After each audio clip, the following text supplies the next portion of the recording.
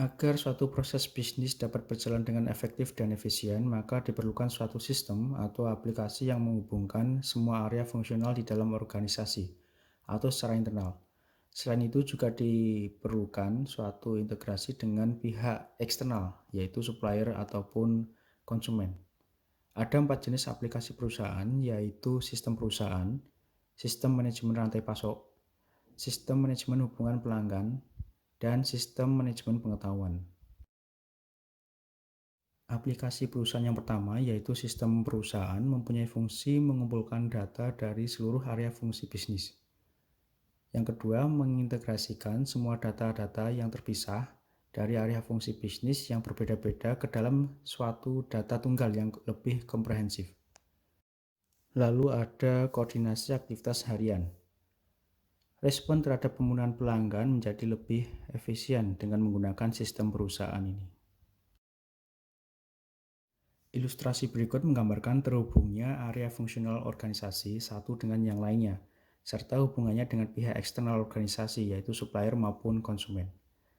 Selain itu, ilustrasi ini menggambarkan perlunya suatu pengelolaan pengetahuan agar proses bisnis dapat berjalan dengan baik.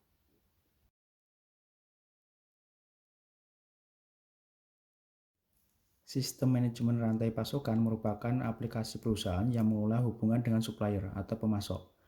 Informasi dari pemasok diperlukan agar dapat membantu dalam pengambilan keputusan yang lebih baik. Sifat hubungannya itu dua arah, jadi tidak hanya aliran informasi dari supplier ke perusahaan, namun juga aliran informasi dari perusahaan ke supplier, agar supplier pun juga dapat mengolah sumber dayanya dengan baik. Jadi di sini ada sharing informasi antara perusahaan dengan supplier atau pemasok.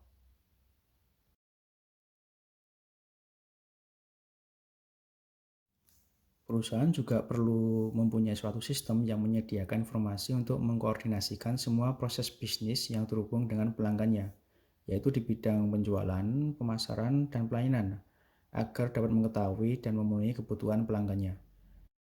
Dengan mengetahui dan memenuhi kebutuhan pelanggannya, diharapkan pelanggannya bisa menjadi puas dan loyal sehingga dapat memberikan keuntungan kepada perusahaannya.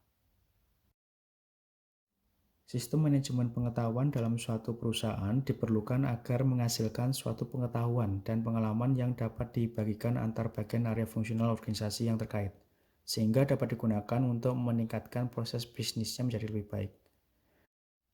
Hal ini bersifat unik, sulit ditiru oleh kompetitor, dan dapat digunakan sebagai keunggulan strategis jangka panjang.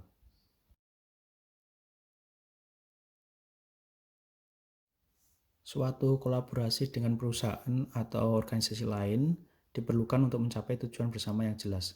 Hal ini dapat dilakukan karena berbagai macam alasan seperti efisiensi dalam penggunaan sumber dayanya. Misalkan suatu perusahaan memerlukan sumber daya yang ada di perusahaan lain yang dapat juga menjadi kompetitor.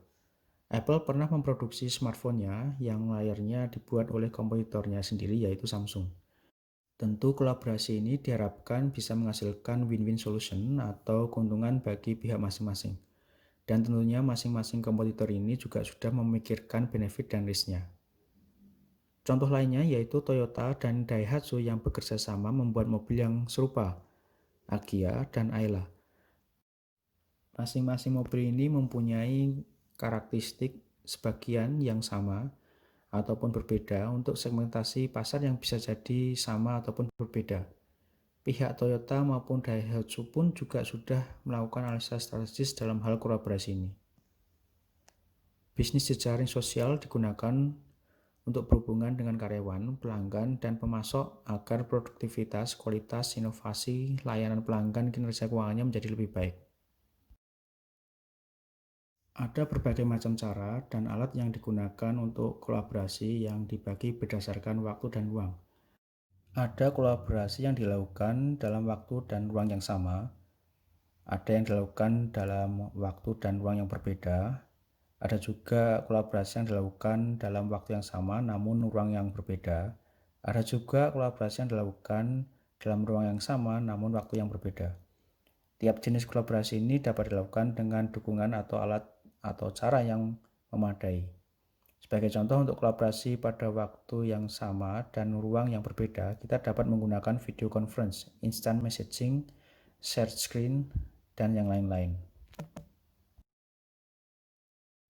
Dalam melakukan kolaborasi dan bisnis jejaring sosial, kita dapat menggunakan suatu perangkat dan teknologi seperti email, instant messaging, virtual meeting, dan penggunaan aplikasi pihak ketiga seperti Google dan Microsoft.